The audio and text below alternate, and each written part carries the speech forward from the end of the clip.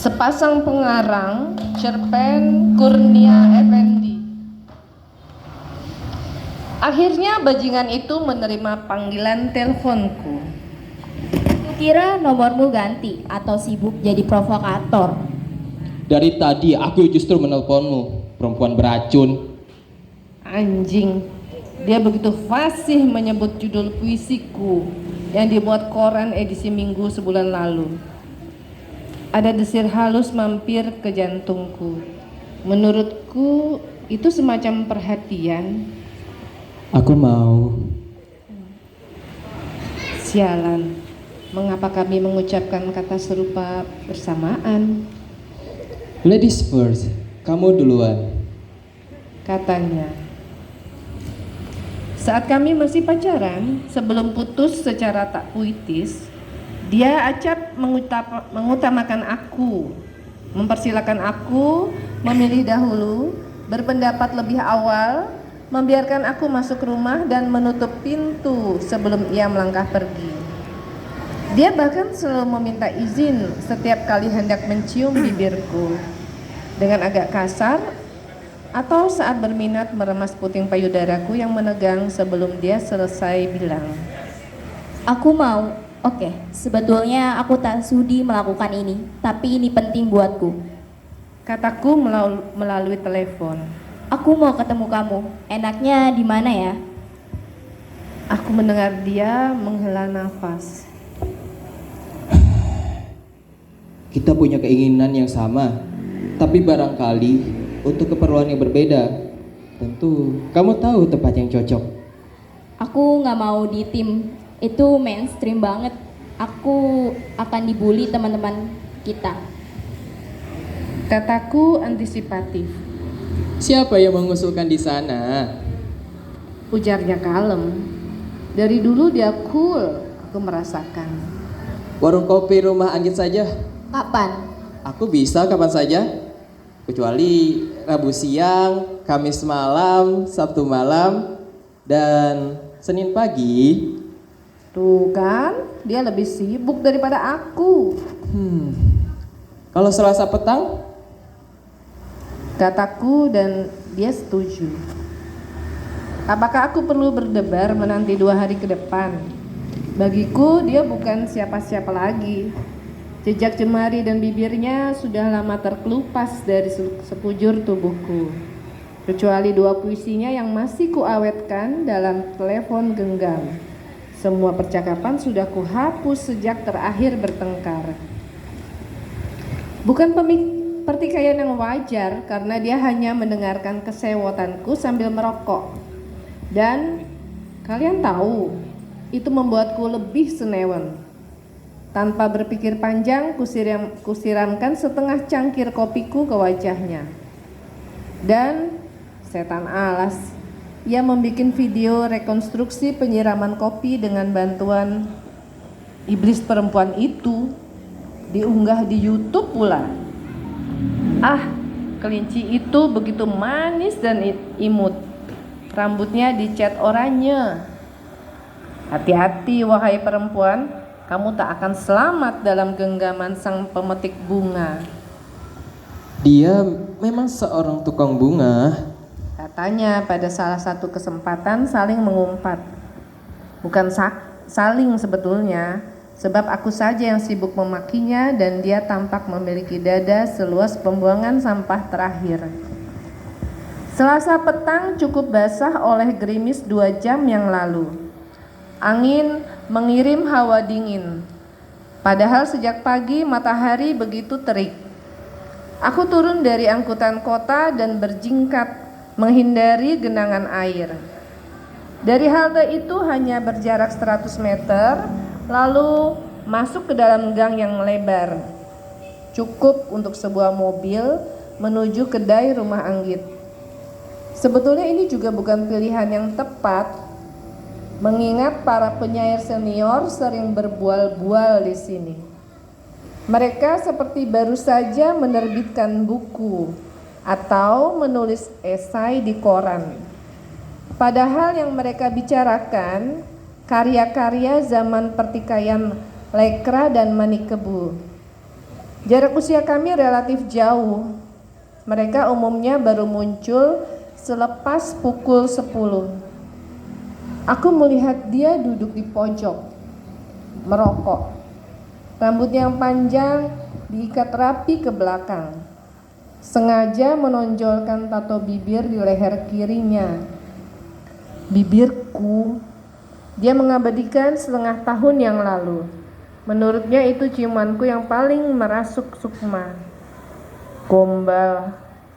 Aku akhirnya sangat tahu dia tidak dapat dipercaya untuk urusan cinta. Hai, sudah kupesankan kopi kesukaanmu. Ku minta diseduh saat kamu tiba di ambang pintu. Katanya seraya tersenyum. Wahai kalian yang pernah melihat senyumnya akan berpikir bahwa dia domba yang jinak, yang masih memperlakukan aku seperti kekasihnya. Aku diminta Joko Anwar membuatkan film pendek tentang percintaan, sepasang pengarang. Kataku to the point. Ini akan berdiri sendiri atau bagian dari film panjangnya? Setelah Copy of My Mind, rasanya dia belum bikin yang baru. Katanya di antara kepulan asap rokoknya. Itu urusan dia, bagiku ini tantangan. Mendapatkan kesempatan dilibatkan. Jadi, aku berperan sebagai apa dalam ceritamu? Ia bertanya.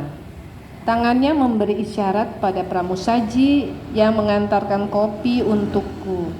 GR. Aku tidak tahan ingin membencinya. Kamu bantu aku menyusun skenario. Kamu dikasih waktu berapa lama? Pekerjaan kreatif biasanya tak bisa buru-buru, tapi Jokan ingin sekali selesai minggu depan. Apa yang mau kamu tampilkan? Tanyanya menatapku lekat. Aku menunduk tiba-tiba.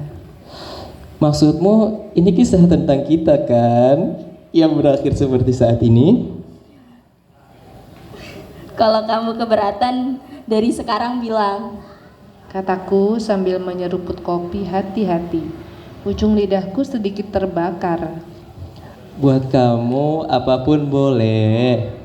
Dia tersenyum, mematikan rokoknya di asbak. Mau bikin konsep sekarang? Iya, sebelum para sastrawan Menara Gading berdatangan. Dari ransel ku keluarkan buku tipis dan pulpen. Oke, sekarang kita mulai dari mana? Dia mengambil pulpen dari tanganku. Menurutku percakapan mesra kita sepanjang kali pasir. Anjrit, itu awal aku marah. Tapi komennya justru bermutu loh. Aku baru tahu ternyata kamu membaca banyak buku filsafat, teologi Pram, Madilog, terus apa lagi ya? Aku mengingat di bawah redup lampu jalan yang berjarak setiap 70 langkah, kami beradu argumen mengenai komitmen. Dia telah melanggar janji memasukkan perempuan jalang ke kamar kosnya.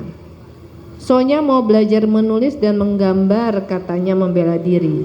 Padahal yang kupergoki, dia sedang menggambar perempuan itu dalam posisi yang tak patut bagi siswa penulisan kreatif. Kita adopsi saja adegan pertengkaran Khairil Anwar dan Aswan Arsani. Katanya mengusulkan. Mereka lebih eksotik karena masing-masing berteriak dari sisi sungai yang berseberangan.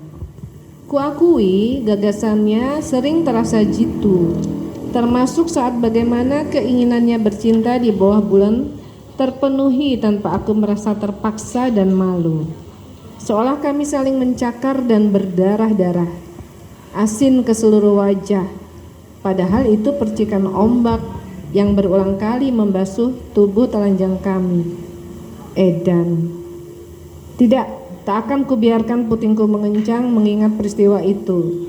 Sudah kuhapus seluruh kenangan tentangnya. Kecuali puisinya, cintaku telah sampai pada batas sakit. Akulah yang sakit, anjing kurap.